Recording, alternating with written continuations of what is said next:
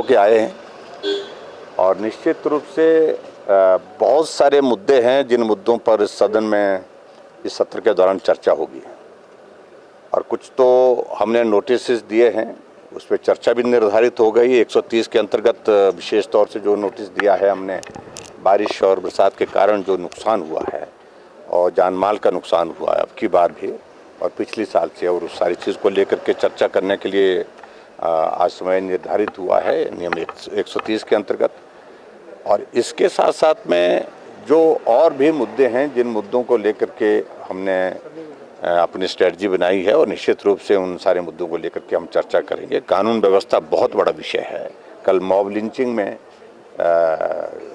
वहाँ बद्दी में एक चौराहे पर सड़क पर ही पीट करके एक आदमी को, एक लड़के को तो जान से ही मार दिया और दूसरा जो है वो ज़िंदगी और मौत के बीच में पीजीआई में एडमिट है और गिरफ्तारियाँ भी उसमें बहुत कम अभी तक हुई है।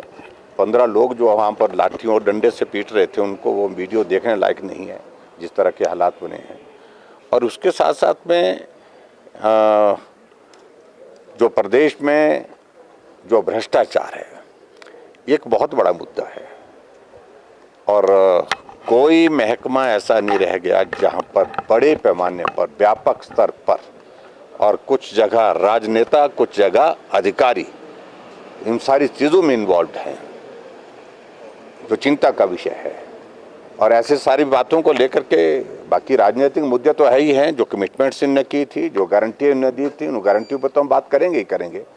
एक एक गारंटी से अपने आप ही मुकर गए। हम पहले ही कह चुके थे इस बारे में कि 10 जन्म में भी कांग्रेस इन गारंटियों को पूरा नहीं कर पाएगी।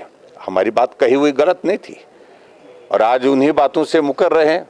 हालात नहीं है, अगर हालात नहीं है तो कमिटमेंट क्यों किए? चुनाव से पहले आप झूठ बोल करके लोगों को गुमराह करके जो है सत्ता हासिल करने के लिए, कुर्सी हासिल करने के लिए कुछ भी बोलते रहो और उसके बाद सत्ता आ जाती है, कुर्सी आ जाती है, उसके बाद आप मुकरते जाओ कि भाई आज की हालात नहीं है, आर्थिक स्थिति नहीं है। कर्मचारी आज महसूस कर रहे हैं कि भारतीय जनता पार्टी की सरकार के दौरान जो मांगा गया वो दिया गया।